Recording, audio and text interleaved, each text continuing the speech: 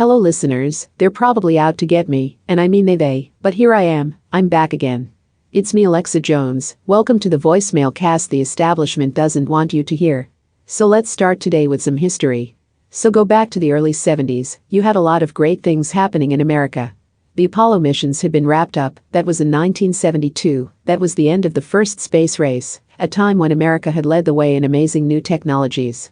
So to show off, we launched Skylab, a space laboratory, which you might never had heard of because by then space was boring.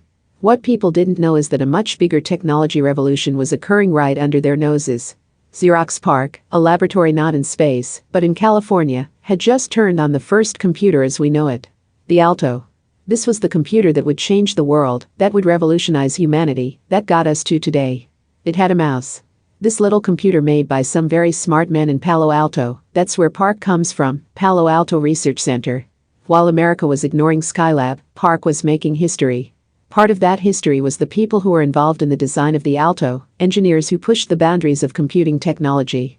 That's the thing of it all, if you had a mouse on your computer you kind of need to have it do something. And so they had graphics, storage, and even a network.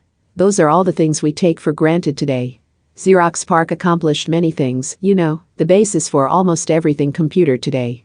So that's a pretty big deal, and you'd expect that Xerox would be making bank on all this stuff they invented. Well, they didn't.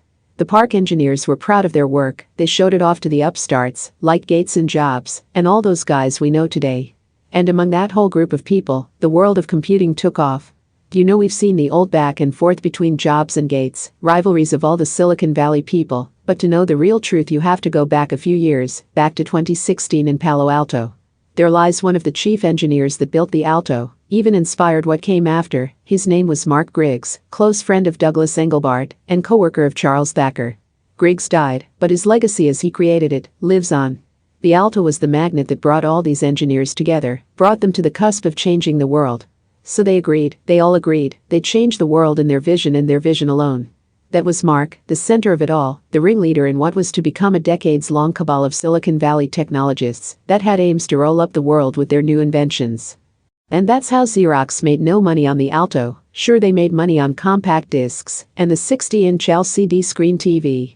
But on computers, nothing, because this cabal, now hidden in some deep space on the Stanford campus, broke up the ideas and then went on to remake the world. They've been at it for some time.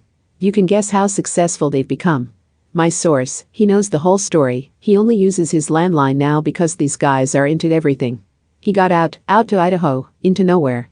Like the only way to is to call him, 457-7334. No email, no Instagram, no grubby nasty soul-stealing Snapchat. Because these Silicon Valley guys, going all the way back to the 70s, they're actually doing it, they're taking over the world. Look, PARC's not a place anymore, I mean Xerox has a storage locker in Sunnyvale that contains what's left of PARC, but it's the secret society these engineers made that lives on in Silicon Valley. If you really want power in that place, these are the people that have to grant it to you. The whole venture capital startup clown show is really just a layer to obscure what's really going on, and as always, what's going on is mankind at its worst. So watch the founders dance for the show, watch the venture guys rain money down on them, that's the circus, that's the expensive little flea circus they want you to see, so you don't notice them creeping, angrily, demon-like, into your private life. This isn't something that's going to go away either. We tried, the good guys pump and dumped that stupid sock puppet stock, and that kicked off the dot-com crash, and we set them back. For a while there it looked like we'd slow them down. But now, who knows what now, those greedy little demons have their forked tails and pointy engineering claws into absolutely everything. There's nothing untouched by their evil.